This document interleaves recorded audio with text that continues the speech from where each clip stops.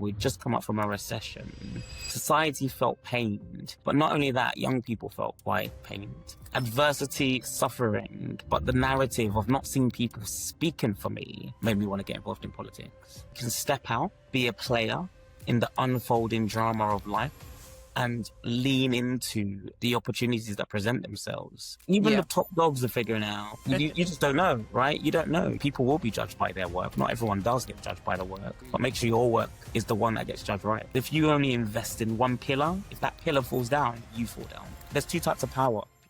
Hi, everyone, and welcome to today's episode. Today, I'm excited to be joined by Councillor Anthony Okereke, leader of Greenwich Council. Born and raised in Woolwich, Anthony became the borough's first Black leader in 2022. His journey from local roots to public office is all about resilience, representation, and building opportunity for everyone. We'll dive into his story, his vision for inclusive growth, and what leadership means when it's rooted in community. Hi, Anthony. Welcome. Hey. And thank you for joining me. How are you today? I'm doing really good. And thank you for having me as well. Of course. It is a privilege. We're really going to discuss some great things today, including breaking barriers when it comes to representation. As I mentioned, inclusive growth in action. I know that's something you're big on, and resilience in leadership. So I know I've given everyone a bit of an introduction to yourself, but could you just start by telling everyone a bit more about your background and about yourself? Sure. So first of all, my name's Anthony Okereke. I am the leader of the Royal Borough of Greenwich, which means it's my job to run the borough, make sure the whole borough works for our residents, and make sure we do our jobs, which we have to do in statutory law. So that's making sure that we safeguard children and young people, safeguard vulnerable adults, make sure the borough runs well, our roads are working, bins are collected, all of those kind of things is what my job is. And I obviously have a team and a cabinet helping me do that. But by way of background, that's not where I started. My first career and my first love was actually construction. So I studied civil engineering. I love planning and development. In fact, before I became leader, I started my master's, doing my master's in planning, then I had to hang that up and put that on pause. So yeah, I'm in love with the built environment industry. I'm a housing geek, housing nerd. I'm all about getting homes delivered for people. I love that. I love that you just dropped in there that you've got a master's as well. I'm working on it. I'm working on it. I love that. And so, actually, what then attracted you to local government? So, do you know what? I wouldn't say it was my love for construction. What attracted me to local government was probably adversity. I had no plan to get into local government. Actually, during the 2011 riots, I remember sitting in my university accommodation and seeing Woolwich on fire because we had people going out and rioting after the killing of Mark Duggan. And I just remember the narrative. It was a really testing time in our society. The economics of the time, we'd just come up from a recession. Society felt pained, but not only that, young people felt quite pained. And I just remember coming out and listening to the news the next day. And I just didn't feel anyone spoke for me at the time. And that's when I decided to join the Labour Party and get involved. And following this, I've just been more and more active, got more and more involved. And that's kind of how I fell into it. When the opportunity came after working in Parliament, I decided to put my name forward and I got selected to represent the area that I represent now, Woolwich Common. So adversity, suffering, but the narrative of not seeing people speaking for me made me want to get involved in politics. Yeah. And do you know what? It's a great role you're doing because I think I always live by you have to be the change you want to see. Yes, 100%. And, and so the fact that actually seeing, because I remember that time of the riots and what was happening there. And so actually being driven by something like that I think is so meaningful, actually. Yeah. And you know, one of the things you said, and it arises from what everyone likes to say to me, I don't see politically homeless. I don't see a party that represents me and da-da-da-da. And I've always taken the view, well, political parties represent the values they believe in. And if you believe in those values, then you can vote for them. But actually, you have to represent you, and you have to fight for the values you want and find your own kind of a home. Political parties represent the views of their members and put out a case to our constituencies to vote for us. So we're not there to represent your views. We're there to represent an ideology. So you've really got to put yourself forward and represent yourself, but also making sure that if you want to be politically engaged, you have to find your community. Yep. No, absolutely. And so you did grow up in London, specifically in the borough of Greenwich, or Royal Greenwich, actually, I should say. So what, and I think you might have touched on this actually, but what experiences most shaped your vision for leadership and representation? That's a really good question. Yeah. I have to say, specific leadership. Well, I think leadership is, you constantly learn leadership. So I think there were many influences growing up, especially in my story. One of them was probably my mum, my dad, their commitment to community. My dad was very much. I wrote an article not too long ago, and I talked about him being the first black man on his street Mm. and having to come and view his house in the nighttime to buy his house because he was interested in buying a house, but having to view his house in the nighttime so he wouldn't upset the neighbors that a black man was buying a house in the street. But over time, those same neighbors who woke up to one day a black man living next to them ended up being able to be friends with him just because of his attitude and commitments to community. Then joined by my mum, who always worked hard, had several jobs holding us down, also equally involved in community. Growing up, I used to wash cars on the street, and I think there's a real commitment to community, and that's made me really think about getting involved with our community, being a leader in the community, because leadership doesn't start just from election. We always say leadership starts from home, right? Or values start from home or in the community. And also in the workplace as well, seeing political figures really take responsibility and be authentic. Leadership is about authenticity. It's about showing your vulnerabilities. It's about showing your wins. It's about showing your pains. It's about showing the things that make you angry and the things that make you fall in love. Yeah. Do you know what as well? I think that's so important because that's how people truly resonate. Yeah. When Mm. they can see like when you're being your authentic self. And there's so much you touched on there that I resonate with, because when my dad came to the UK, he was the first black man on Really? his, it was like, yeah, and he told me We're about that generation. yeah, we are, isn't it? So when you said that, I was like, wow, there must have been quite a few that's the Yeah, experience they had, right? So honestly. yeah, no, exactly. And so what advice would you actually give to someone from an underrepresented background that is also aspiring to be in a Yeah. leadership role? You're in Mm. government, but then there are people in corporate roles. What Mm. would you know, just generally from someone that is from an underrepresented background, they want to get into a leadership role. Mm. What advice would you give them? I would tell them to step out, Mm. right? In life, there are different roles you can play. And I would say that that one of the roles you can choose to play is to sit back and let others lead, or you can step out, be a player in the unfolding drama of life, and lean into the opportunities that present themselves. You know, no one comes into their career knowing everything. No one comes into their career understanding how to deal with different people, understanding how to deal with different challenges. We learn it on the journey, Mm. and to leadership isn't about having the solutions. It's not about knowing the way. It's about a commitment to lean into something and be the first to step out and take action. Yeah. And others, when you do that, tend to sometimes follow, depending on the kind of leadership and values that you have. And I think that's what's helped me across my career. I haven't run away from the uncomfortable. I've run towards it, whilst also being really honest with the challenges on the journey and sitting back and reflecting. I think reflecting is a really thing that we need to do a lot more of. reflecting on what went well and discussing it with people in your community. And when I say community, have people that you think, do you know what, this happened at work today, and I was just reflecting about how it made me feel and what I can do better, and really challenging yourself. I think along my journey, that specifically helped me shape and form me, because I get feedback. And when people you love give you feedback, it helps build you. Yeah. Yeah.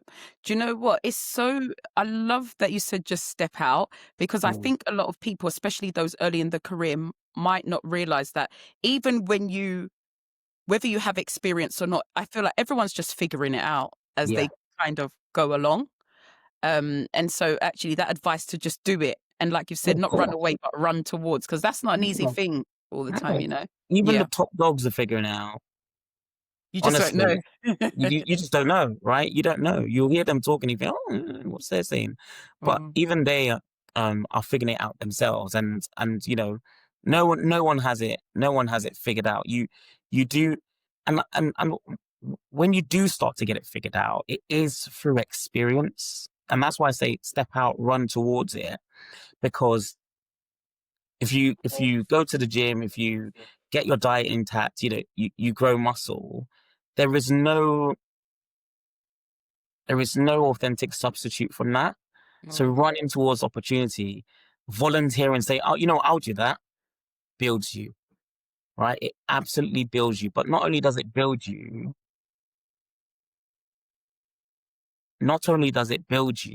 reputationally, you also have a track record and a reputation as well as that.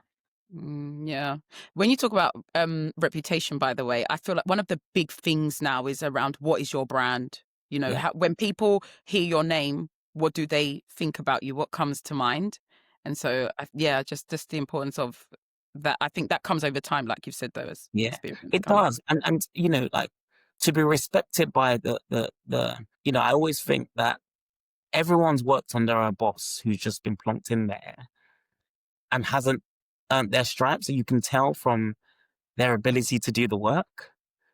There's no replacement for skipping the steps, right? And I'm not to say that some people don't skip the steps. People Mm, definitely do, but we can tell. And that's why running towards it is so important, because, people will be judged by their work. Not everyone does get judged by the work, but mm, make sure your work is the one that gets judged right.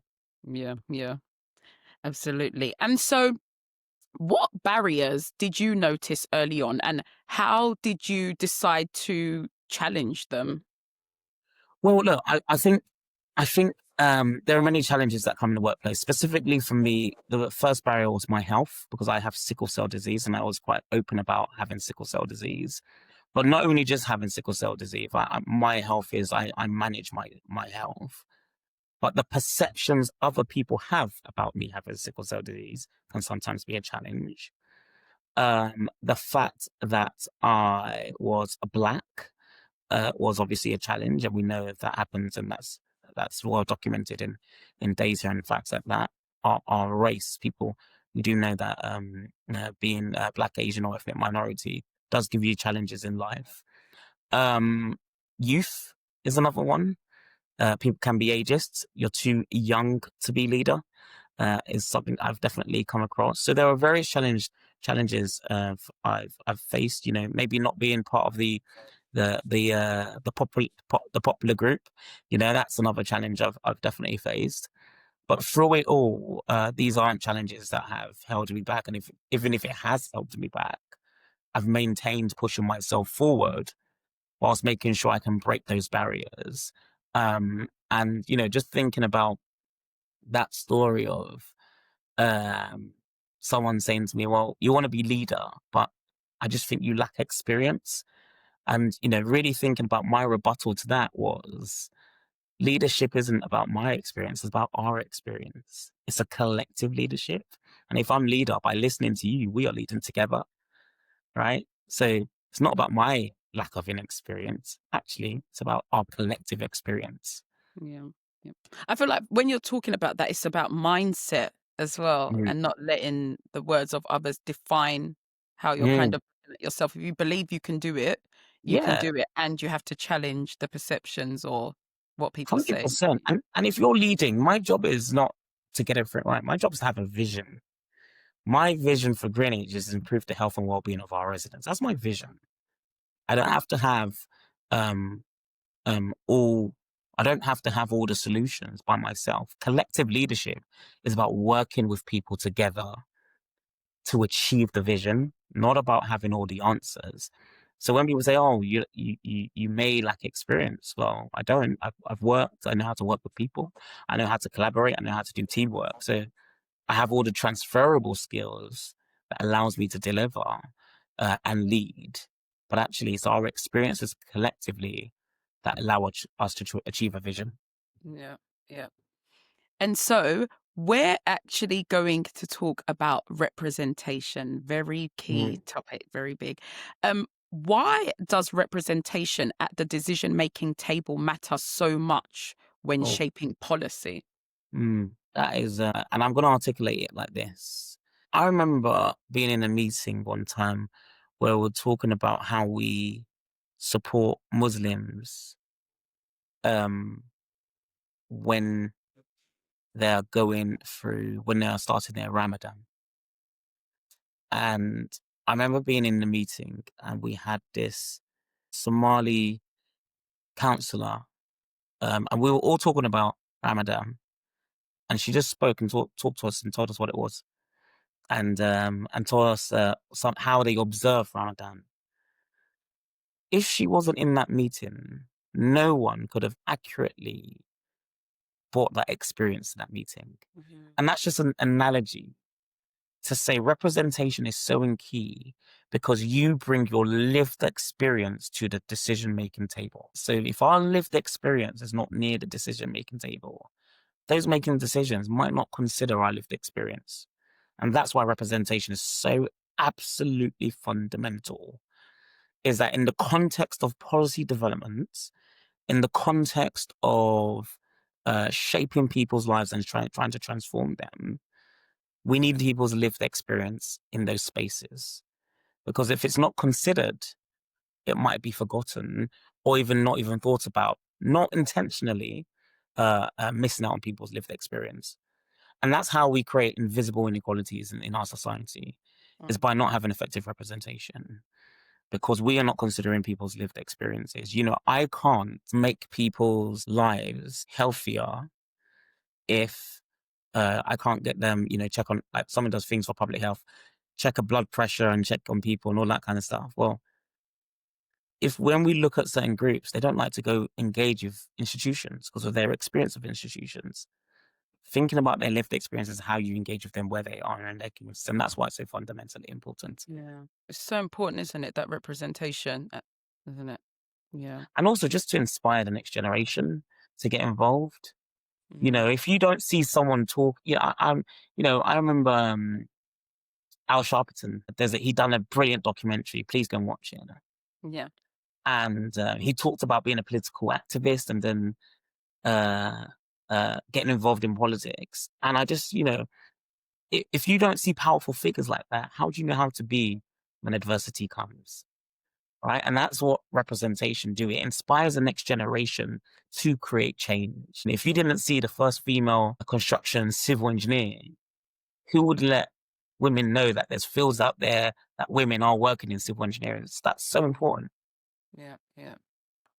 What you're saying is so important is because it's made me so passionate when I Mm, see when I graduated and I'm digressing a bit here, but what you were saying was just making me think about the importance of seeing people that look like you or you identify with or something like that to inspire the next generation. Because I think when I first graduated and I first went into my first graduate role, literally there was no one that looked like me.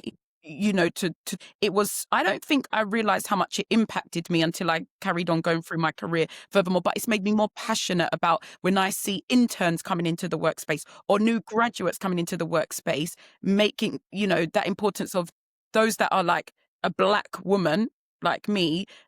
I feel inclined to support is for everyone anyway, but I feel mm, inclined to provide them with that support so that when sure.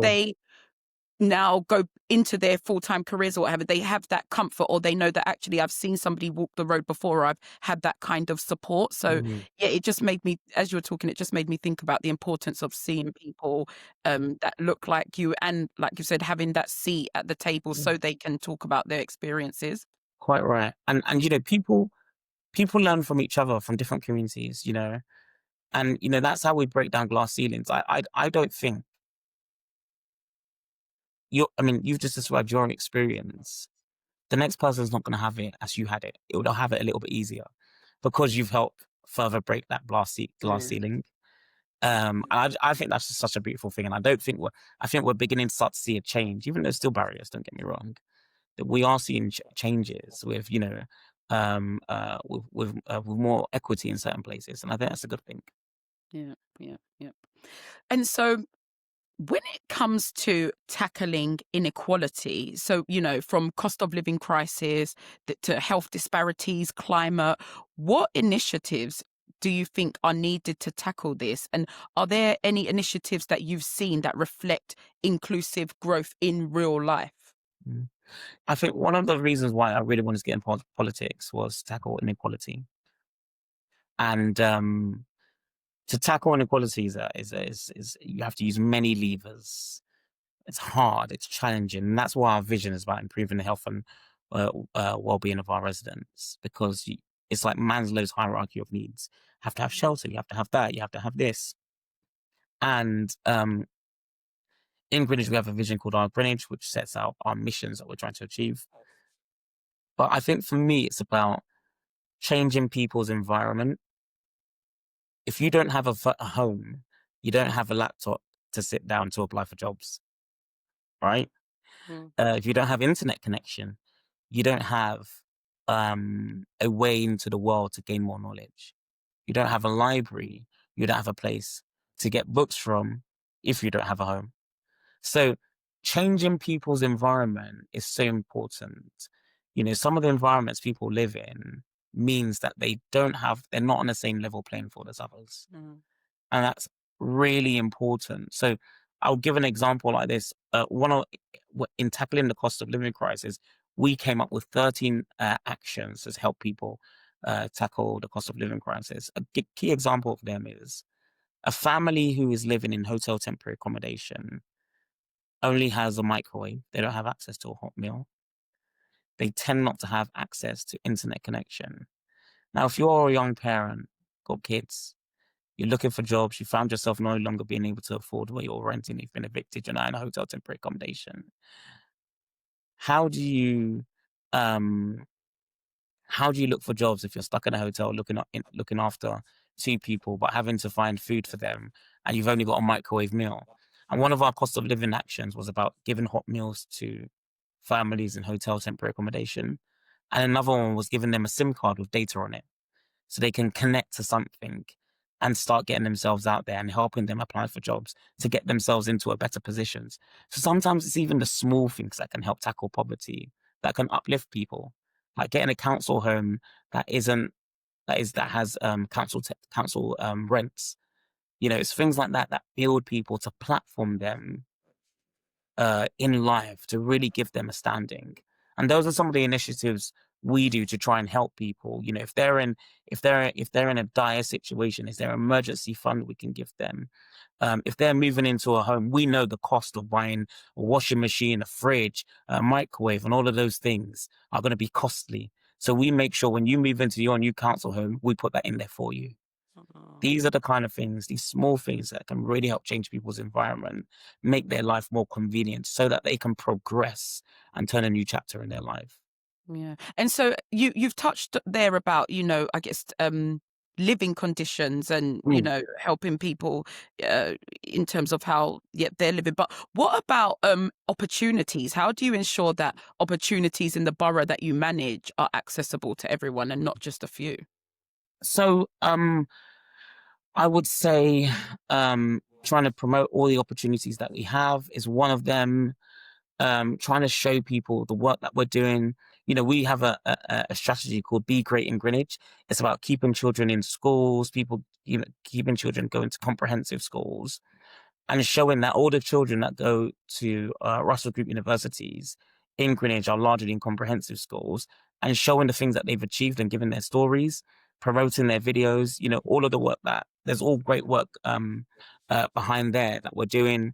We have a Sorry, Anthony, just on that, because I don't, obviously we're in the UK, but for those that, just in case it's not a blanket term, when we talk about comprehensive comprehensive schools, school. yeah, Yes. what does What that is that? mean? So a Yeah. comprehensive school is one that has a link to the local authority. It's managed by the local authority. It's not an academy, which is separate.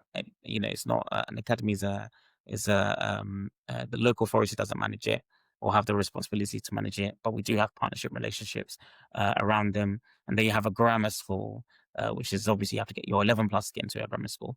So, yeah, so part of that is just really talking about the work that we're doing. We have the jobs promoter in the council. So if you're looking for a job, we can help you find it. Anyone who's working in the borough, if you're building homes, we make sure that they advertise their jobs on our site, things like that.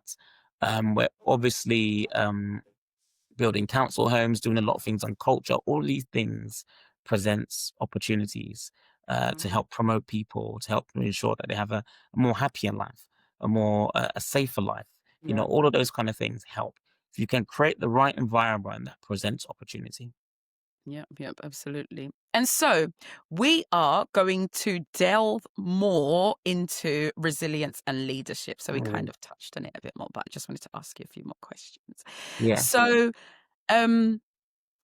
how do you stay resilient when things don't go to plan? And I feel like this is an important question because in life, I feel like this happens to everyone in different facets, but often also in your career, whether that's you thought you were going to go down a certain path, it didn't end up that way, or you had a certain plan, it didn't, end up that way. So how have you stayed resilient when things haven't gone to plan? So I have one general principle. Don't worry about the things that you can't control. Mm. If it's not within your power, don't get anxious about it and spend lots of time worrying about it. It's not within your power. Can't change it.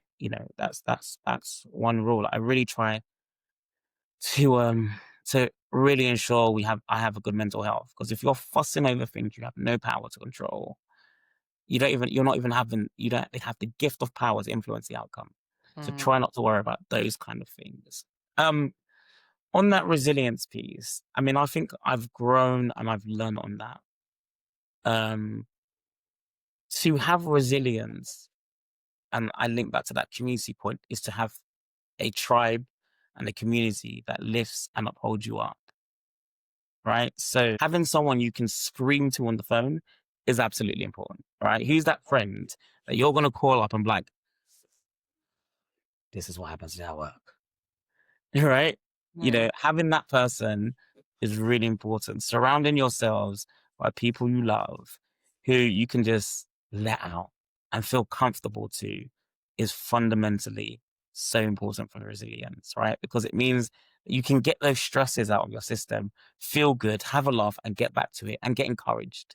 So I think, I do have a really great support system within my professional career where I have people that support me and I can just call them up and say, I'm really frustrated about this, and they equally do the same to me. Um, Another point I would say is celebrate your wins. Mm. We don't celebrate our wins enough in society. We spend our time focusing on our losses, and we need to do more to celebrate our wins. Like getting elected. Throw yourself a party. Um, getting a promotion, bring people around, go for a dinner, celebrate your wins. And remember them. Document them. Because it's those moments when you can look back and laugh and say, "Oh, I remember when." It's almost like when you've celebrated your birthday. You look back at the photos and you feel a sense of joy, even though it's not your birthday that day. You're looking back at them. Mm. Document and record your wins because those are the things that will lift you up through moments of hardship and take you through. Right. And I think those are really important things. People always say to me, Anthony, count your wins. When I first got into leadership, count your wins, count what went well, count what you did well, and remember them and talk about them, promote them. You know, it's sort of that kind of, I'm not huge affirmations. I don't spend my time doing affirmations, but it does tap into that kind of affirmation thought process about celebrating your wins. And look, and the last point I would say, you are not defined by your career. You are not defined by what you achieve. Life is so varied, right? We have hobbies, we have all sorts of things. I always say to people, I'm not identified by my job. Anthony is I love going out. I love to have fun. I am a clubber. Yeah, I know. I Didn't see that coming. No, no, no. Listen, I love a good night out. That gives me energy. Yeah. I love music. I love a good day party. I do 3 festivals in 3 days. You know, I'm really outside. I'm an outside guy. So and then there's work, and I like work, right? So my life is so varied. I like a bit of pottery. There's all sorts of things. Mm. Don't be defined by what you're trying to achieve, because your peace doesn't come from it. Your peace comes from spending time with family, doing the things you love, going on holidays, learning something new that isn't work related. All of that builds resilience. Because if you only invest in one pillar, if that pillar falls down, you fall down. Yeah, yeah. Do you know, just on the piece about celebrating your wins, I feel like people also need to remember it's not just the big ones as well. Yeah. There's the small It's the ones that small you also. ones. Yeah, Yeah. yeah, Up yeah, yeah, until today, I still celebrate the wins of when I got my assignments done in college. And I yeah, still talk about it in my speech because it was such an it was a it was a really life-changing moment. I remember I had 13 assignments because I was ill throughout the year. I had 13 right, assignments to do. Um and I within the space of a month, I had to complete 13 assignments, hand them in, and get my grades for uni. And I did it. I remember coming home one day, sitting down on a chair like this, and my sister said, "What's wrong?" He looked depressed, and I just brought out all these assignments. I started throwing them on the floor. I got this, and I got this to do. And she just looked at me and said, "Look, I believe you can do it." And I oh, went to college from 8 a.m. to 8 p.m. every single day, and I completed those 13 assignments. And I got into uni. And up until today, I still speak about it in a speech, but I still celebrate those wins because yeah, it happened when I was in college, but it platformed me to where I am now, right? yeah, So yeah, small win, but what that showed me was even when you're up against it, you can still achieve. yeah, absolutely. And so something that is big today, I feel like for everyone is networking actually and influence. Mm, And so what would you say is the difference between just meeting people and mm. actually building a network that works for you? Yeah, I really like this question because I think it also demonstrates leadership, right? And I talked about this stepping out. I remember talking to a friend one time who was having challenges in their office, and they said to me, "Oh, they're really struggling with this person, and I find them to be a bit X, Y, and Z." And they became avoidant, and they didn't want to be around them. They didn't want to do all of this kind of stuff, and that happens in the workplace a lot. And I said to them, "Have you thought about asking them for a coffee and going to dinner with them or on a lunch break?" I said, "No, why would I do that? No, that's how I don't like them." Yeah, yeah. I was like, "Well, true, but they're not expecting you to do that, right? They're not expecting you to drop them an email and say, 'Hey, so and so, just email in. Haven't had the opportunity to get to know you. Do you want to go for coffee sometime?'" And that is about you understanding them. And they did it, and they were able to create a relationship where they could raise things that they didn't like, right? So I think the reason why I tell that story is networking isn't the principle of just meeting new people. Networking is the principle of maintaining relationships with those around you, people you know, people you don't know, and you use it to help you navigate different things throughout the things that you do. And in that scenario, she's networking with someone that she works with to create a good, effective working relationship. And I think that's where the power of networking comes forward. Networking isn't about just career progression. Network's about understanding people, understanding what compels them, and understanding where your self-interest aligns with them to be able to achieve your aims. If we have something in common, we can stand on one ground, right? And you won't always have things in common with people, but where you do, share that allegiance and form a community around it. Yeah, that's an interesting piece of advice, actually, that I don't think people would think would come up, but it's a good one in Yeah. terms of because I think a lot of people probably do what you said the individual initially did, which is I'm Mm. struggling to work with this person. Mm. So what I'm gonna probably do is try and Yeah, I mean, look, fail it. Yeah. not to say that you're going to get everyone with everyone in the workplace, Yeah. but if you can understand their story, you can see why they behave like that, Yeah. right? And not to say there aren't bad actors in the workplace. Of course, there are bad actors, but understanding them lets you know how to deal with a bad actor because you're understanding their behavior, you're understanding what drives them, you're understanding what compels them, and you can plan better to manage that bad actor. And the Yeah. same applies to good actors. Yeah. Yeah. And so I know you mentioned during that it's not always about your career progression, but Mm. how has networking influenced your career progression? Oh, how has networking influenced Mm. my career position? It's allowed me to get my story out. It's allowed people to know Anthony's values, what I like, what I don't like. Um, it's allowed people to support me.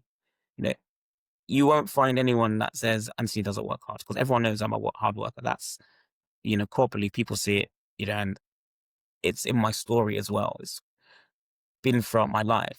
I was someone who, again, growing up with sickle cell disease, you'd never have a career. My mum wanted me to be a painter and do painting and decorating. And the reason for that is because she wanted me to be inside the house where it would be warm and so that I'm not outside the house in the cold. Now, what no one ever told her was that when you're painting a new house, it's not warm inside and the heaters aren't on, Yeah. right? Yeah. But her love for me assumed that by being a painter, I'll be inside and it'll be warm. But that story of, excelling through being told you won't have a career is a story that I always share. And people think, "Oh, okay, who's this?" Right? And sharing your networking isn't about, "Oh, what's your number? Let's go." It's about telling your story. And it's also about listening to other people's stories about as well. It's about asking them powerful questions. Why are you passionate about that? And why are you doing it? Right? Like I remember meeting a friend one time and I said to him, he said to me, what are you angry about? And I reeled off all the things that I was angry about. And then he said, "Oh, so what are you doing about it?" And this was just like a really great networking opportunity. And I wanted to volunteer for his organization. And it really challenged me, right? And in that space of networking, you can discover people's story and what compels that and use it to achieve their aims and your aims where there is a self-interest. But more importantly, you can use it to learn, to grow, and to even help them or help yourself.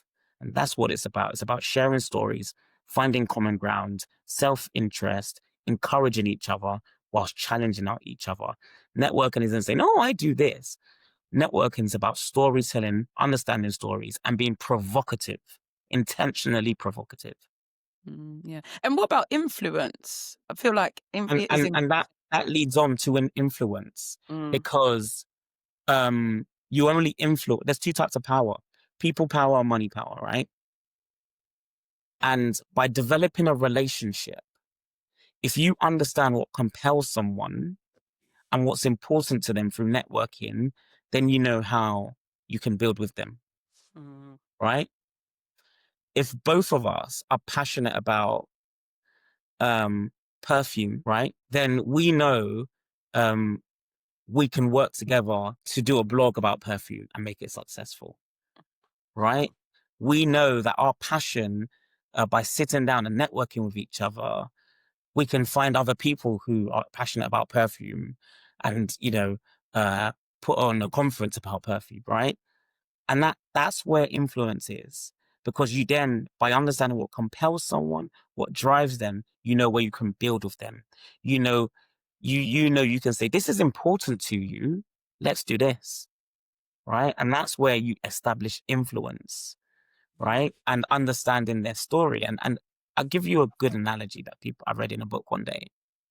And it said, the Secretary of State went to a dinner, and he asked the waiter for an extra piece of bread for his butter. And the waiter said, um, uh, to him, "Sorry, sir, everyone only gets one bread." And the Secretary of State turned to him and said, "Well, I'm Secretary of State, and I would like one bread." And the waiter turned to him and said, "Well, I'm the waiter, and everyone gets one bread," right?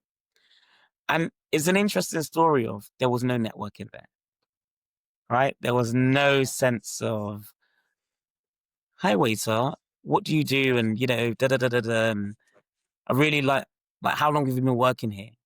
There was no ability, despite being a senior Secretary of State, to try and understand the waiter who might have given him a second piece of bread. And it's like, when you go shopping, there's two ways you can ask to speak to the manager. "Hey, I want to see the manager." And the manager comes running off, and the person that's going to call them lets them know that someone's angry and that wants to see you. Or, "Can I see the manager, please? I know they're busy and I'd just like to catch them." And the manager comes running in and saying, who wants to see me?" And the first thing you say to the manager, "First of all, I know you're really busy, so thank you for coming out to see me today. I have this issue." And the whole attitude of recognizing that they're busy in their day was you understanding their perspective that changes their attitude. And that's what networking and influence is about. Cutting through, getting their story, recognizing their challenges, and presenting them a different environment to influence in. Yeah, I like that. And so, what when we think about legacy, Yeah. um, you're doing so Mm. much, as Mm. the leader of Greenwich Council. What Mm. what does legacy mean to you? And also, actually, just on the flip side, whilst you're doing amazing things in your career, actually, you mentioned during this session that you everyone is more than just their career. Yeah. So, yeah, so what would legacy mean to you beyond your political career as well? It's a really good question. I've spent time thinking about that a lot. When it comes to the thing about legacy, I think I've arrived that for me, especially within the professional career section, I am doing leading the council. What does legacy look like? When systems no longer need me, that's what legacy looks like for me. When a system works without me having to write an email in or and say, "Why is it not working?" That's what legacy looks like to me. When it can work without my influence, when it can work without my leadership, that's legacy. That's change. That's authentic change. So my departure and it still standing is legacy. And I always say that in leadership, how I judge my success is, have I reformed it enough that I no longer need to be here? Mm. Rather than it being about my involvement, it's actually more about my departure. If I can build systems that stand the test of time when I've left, then I've changed things. Mm. And that's kind of how I would say that. The second part of legacy to me is fundamentally, when I climbed the ladder, who did I turn around to pull up? Which is the second part of legacy.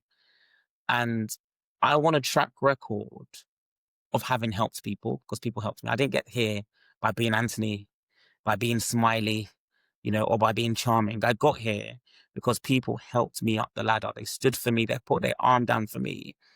When I was in uni and I was studying civil engineering, and the professor took me to a coffee shop and worked for me for 2 hours to help me explain my assignments, that was him pulling me up the ladder, Mm. right?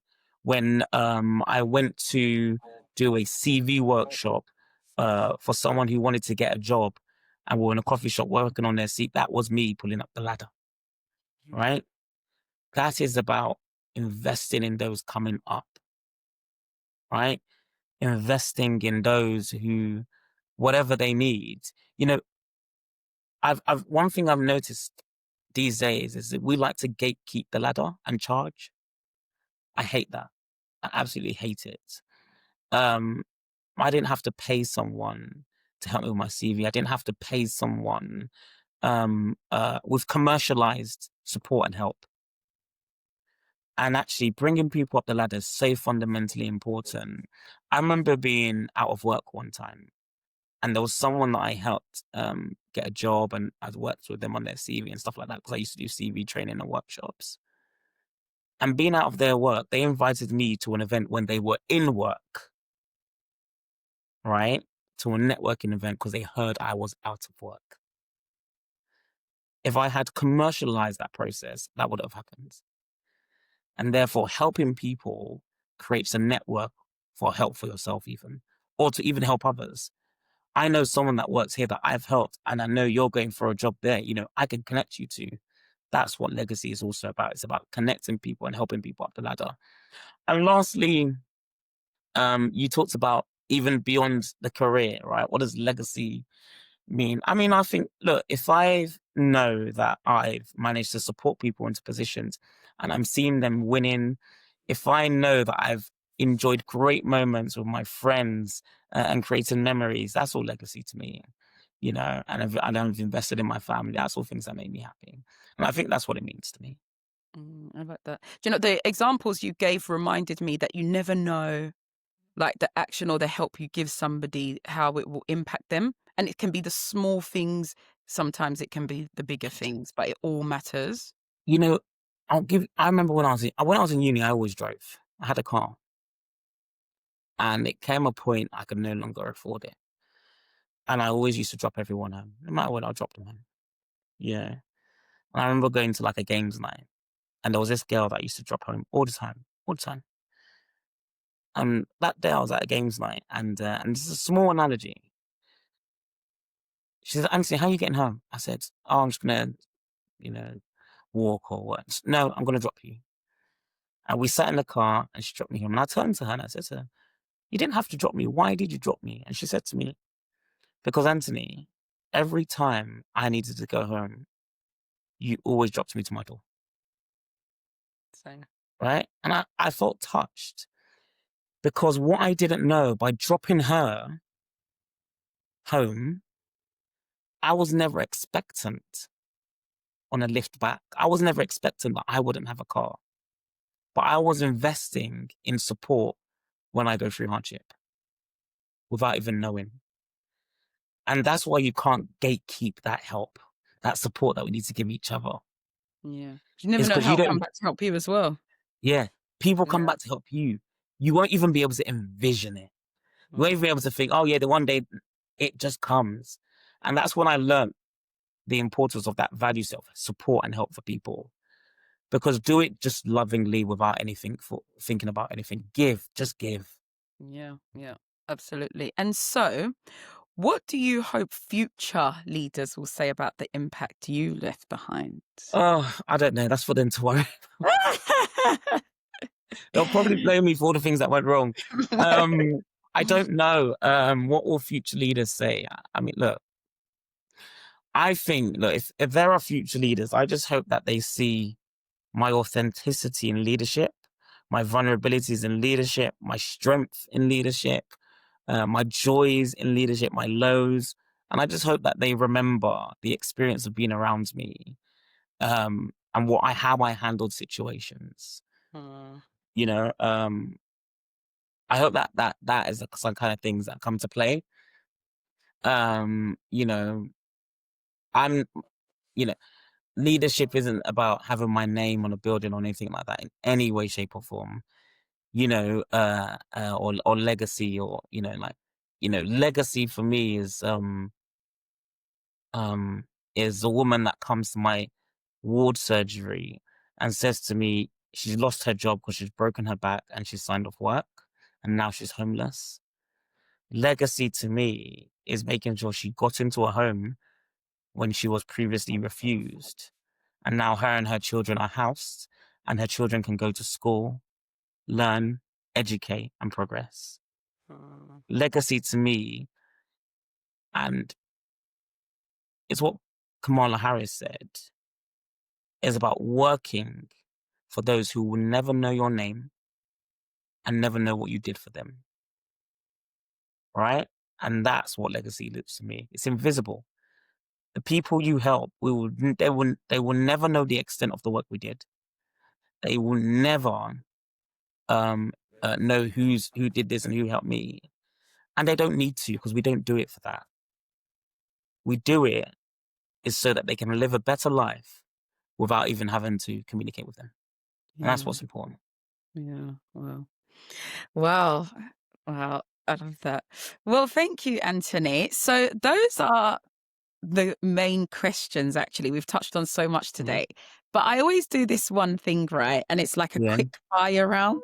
Oh So gosh, shoot, I'll yeah. get, don't worry, they're not too difficult. So I'm going to give you, they'll either be like options or just like, it's just like a random question. It just Sure. helps the audience to get to know you a bit more. So are you ready for I'm this? ready. Okay. So are you a tea or coffee person? Okay. Coffee, no milk, no sugar. Oh, Coffee oh, should never be mixed with sugar. Mm, mm, oh, mm, mm, mm. oh gosh. Tiramisu is a no-no. Black Morning only. person. Yeah. I don't want to get controversial because I'm like, that could never be me. It has to have. No, to be fair, I like honey. Anyway, let me not digress because Huh? that, That yeah. is sacrilege. Oh, that's funny. Okay, so morning person or night owl? I can do all. Really? I can be up early. I can be up late. I can do all. Oh my gosh. I got energy. Favorite spot in Greenwich? Oh, favorite spots in Greenwich. Royal Arsenal, walking along the River Thames with the trees. Beautiful. I love that.